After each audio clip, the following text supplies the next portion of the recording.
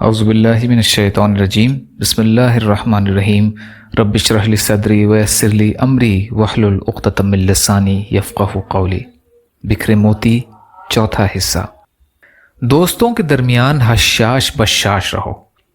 حضرت شرید رضی اللہ تعالی عنہ کہتے ہیں کہ میں ایک بار نبی کریم صلی اللہ علیہ وسلم کے ساتھ سواری پر آپ صلی اللہ علیہ وسلم کے پیچھے بیٹھا ہوا تھا۔ سواری پر بیٹھے بیٹھے میں نے نبی کریم صلی اللہ علیہ وسلم کو امیہ بن ابی سلط کے 100 اشعار سنائے۔ ہر شعر پر آپ صلی اللہ علیہ وسلم فرماتے کچھ اور سناؤ، اور میں سناتا۔ ترمذی کی روایت ہے یہ۔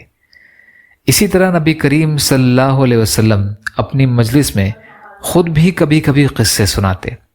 اما عائشہ صدیقہ رضی اللہ عنہا فرماتی ہیں کہ ایک بار آپ صلی اللہ علیہ وسلم نے گھر والوں کو ایک قصہ سنایا۔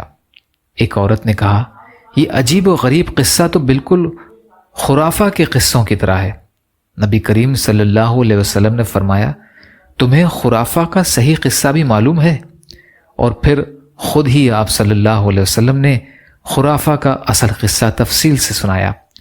اسی طرح ایک بار اما عائشہ رضی اللہ تعالی عنہا کو 11 عورتوں کی ایک بہت ہی دلچسپ کہانی سنائی۔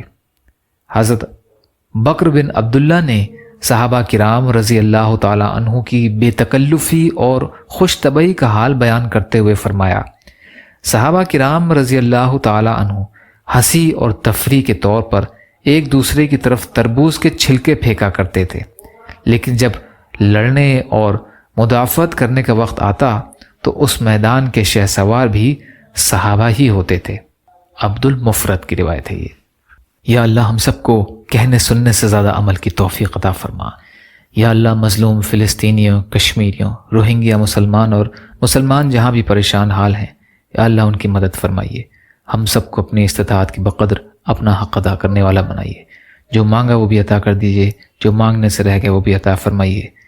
ربنا تقبل منا انک انت السمیع العلیم برحمتک یا ارحم الراحمین۔ لا الہ الا اللہ محمد رسول اللہ۔ السلام علیکم۔